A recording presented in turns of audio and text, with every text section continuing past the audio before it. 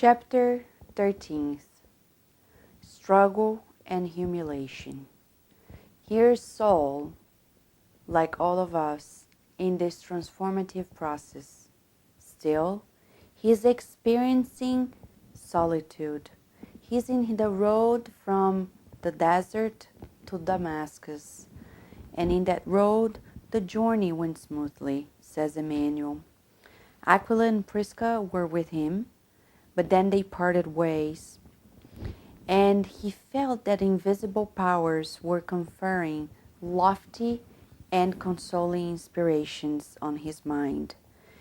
He had found an unexpected inner strength unknown to him before, and Emmanuel unveils to us that for the next 30 years, Stephen in spirit would be accompanying Saul.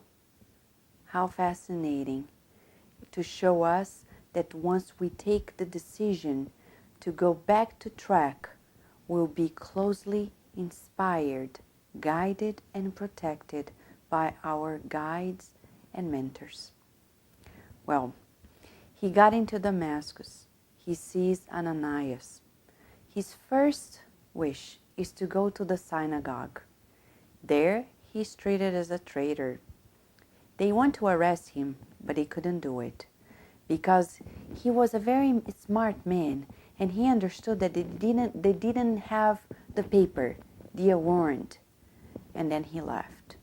Well, Ananias very quickly understood that if he stayed in Damascus, he would be arrested.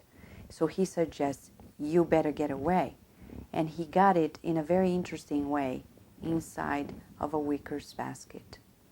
Well, once there, he left the city of Damascus and then traveled on foot to Jerusalem. On his way, he passed by Capernaum, Nazareth, and then recalled the passages that he read and heard about Jesus.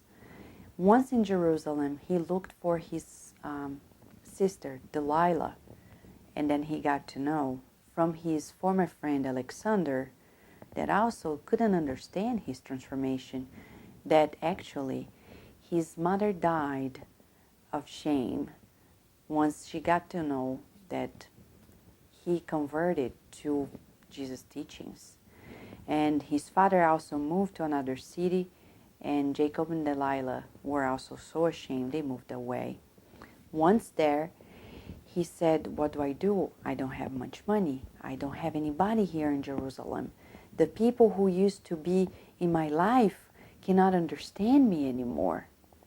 So here's when we make a pause and get to know of one of the other steps into our transformative road.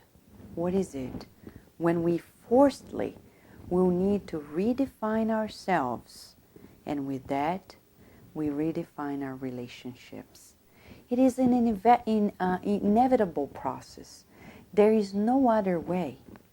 Some people want to change their lives, shift their lives, transform themselves, but they forget that when we redefine ourselves, naturally, we will redefine our relationships.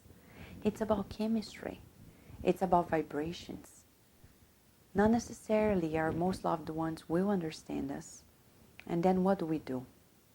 Just like Saul, we look for the ones that are like-minded. But sometimes, depending on what we do or what we had done, not even them will accept us completely and with open arms. Well, that's what happened to him when he knocked at the door of the House of the Way. Prochorus opened the door, and when he got to know that Saul of Tarsus was there, he was shaken. He told Simon Peter, James, John, Philip, Barnabas, and others. And everybody was in alert.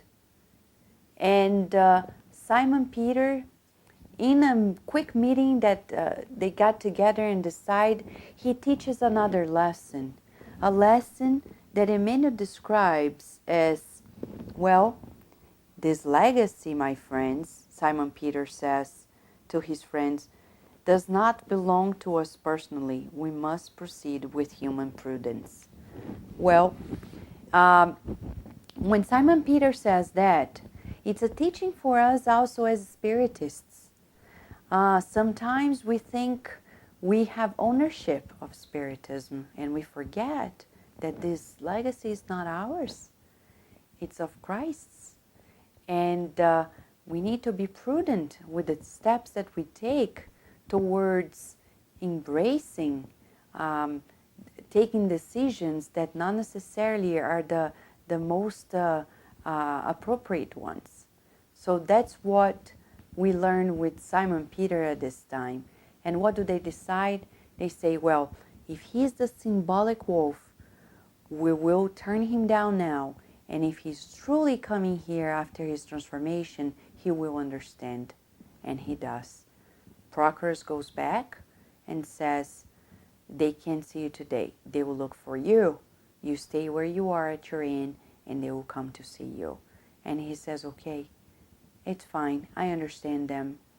And he says, Jesus warned me that, with this journey, sufferings would come along, and I would have to show my testimony about my love for him. He was surprised. He went back in, told everybody. It was when Peter decided that Barnabas would represent everybody to go to the inn and talk to Saul. They went there, talked to Saul, and when Barnabas came back and told the news, he said, he's really transformed. They embraced Saul.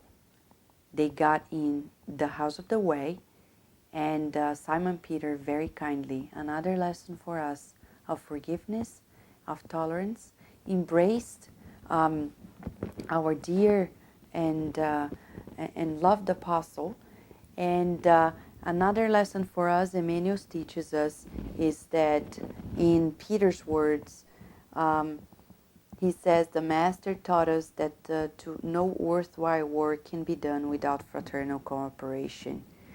And he says that, teaching James that we need to embrace one another. The task is not only ours.